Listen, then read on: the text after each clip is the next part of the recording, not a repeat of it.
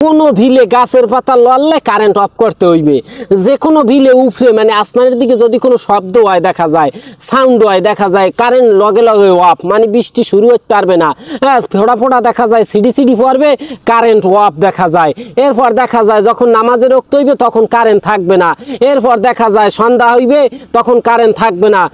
এরপর দেখা যায় আম্মের রাত 8টা বাজবে 9টা বাজবে তখন গুঁড়ো গোড়া একটু পড়তে বসবে তখন কারেন্ট থাকবে না। এরপর দেখা যায় রাত ওই যে ভোরবেলা তখন কারেন্ট থাকবে না। চিন্তা করেন থাকবে কখন, কারেন্টটা থাকবে কখন আর মুগো লাগেটা কখন। হ্যাঁ রাইতে বেলা দেখা যায় ঘুমাইতে গেলে তাল্লো তুললে যায় গরম হইয়া কি শুরু করছো, আকাশে একটু মেঘে ডাক দেয়, গুরিম করিয়ে উঠলেই আসতে কারেন্টের লাইন অফ। আবার দেখা যায় গুরিম কমে আবার কারেন্টটা অন করে। আবার দেখা যায় হরে কি ওই যে চিল্লিক মারে না আকাশে দেখা যায় একটু আকাশে ফরকেনের সাথে সাথে কারেন্ট অফ। হ্যাঁ দুপুরিয়া বেলা ঠাডা ভাঙ্গা রৌদ দেখা যায়, রৌদের মধ্যে কারেন্ট অফ।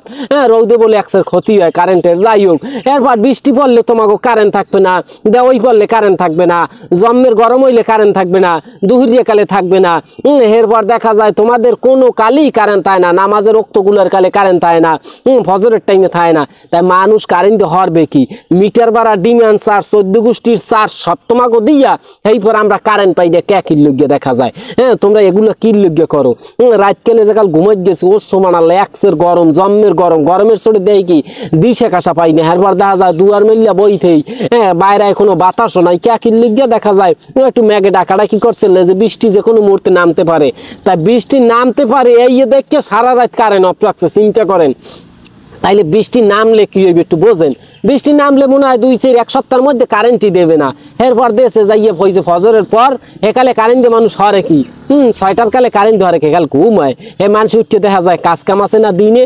এবার আবার তোমরা যাই দুহার 12টা বাজবে কারেন্ট ফুসুতেই লইয়ে যাবা, আবার দেবা কতক্ষণে আসরের কালে, আবার সন্ধ্যা তোমার দিয়া সন্ধ্যা হলে নেবা আবার দেবা রাত 10টা বাজে। এরপর মানুষ একটু ঘুমের নাহান পড়বে। এরপর দেখা যায় তোমাকে কারেন্ট আবারও শেষ, 14 দিনের লইয়ে দেখা যায়। এগুলো কি তাহারা তো এককালে কসকসাইয়ে নেও। 1 মাস কারেন্ট বিল 2-1 মানুষের দিতে লেট হইলে ফসতাই যাইয়ে তারটা কাটিয়ে দাও দেখা যায়। আর কারেন্ট দেওয়ার কালে জোলাই ধরে ঠাডা পরে তোমাকে কলজের উপরে। যাই হোক এগুলো এখন কম মুখের দ্বারে আর দেখবেও বা কেডা মুখ এই শব্দ মানে এই দুর্দিনগুলো। এখন আমাদের ঘুম নাই, নাওয়া নাই, খাওয়া নাই, জেমে যাই ঠাডা ভাঙ্গা গরম গরম গরম, এতে ঘরে একসের সরম। এখন এই কথা কইতে গেলে দেখা যায় একসের দোষ দেখা যায়। এখন যাই হোক এই ভিডিওটা একটু শেয়ার করিয়ে সারা বাংলাদেশের মানুষকে জানাই দেন যে আসলে কারেন্ট কি বিলে নেয় ওরা। কথাগুলো কিন্তু যুক্তি আছে। চিন্তা করেন সামান্য তোরা মেঘের যদি একটা ডাক দেয় হাতে কারেন্ট অফ করা লাগবে কা? দেখা যায় তো কোন রুমবার লাইন বাহিরে লাইন চালায় না, বৃষ্টির মধ্যে লাইন থাকে না। হ্যাঁ জম্মের বৃষ্টি পড়লে হেকাল কারেন্টের লাইন অফ, জম্মের গরম হইলে কারেন্টের লাইন, সবখানে যাই তোমাকে কারেন্টের লাইন অফ। আবার দুপুরে কাল দেখবেন শুক্রবার দিন মসজিদে মানুষ হাজার হাজার মানুষ নামাজ পড়তে যায়, এই নামাজের টাইমটা ওরা কারেন্ট অফ করিয়ে রাখে। মানে এগুলো কি? আবার দেখবেন ওই যে স্কুলে যাই ঘুরে ঘোরা সারেরা মরে কি সাথে, স্কুল চলাকালীন বেড়া তোরা কারেন্ট অফ করবি কে? পোলাপান স্কুল ঠিক মতো করতে পারে না। মানে এগুলো কইবেন কে? এখন কওয়ারও কেউ নেই, দেখারও কেউ নেই। হ্যাঁ কইতে গেলে দোষ, দেখতে গেলে দেখার তো সুযোগই নেই।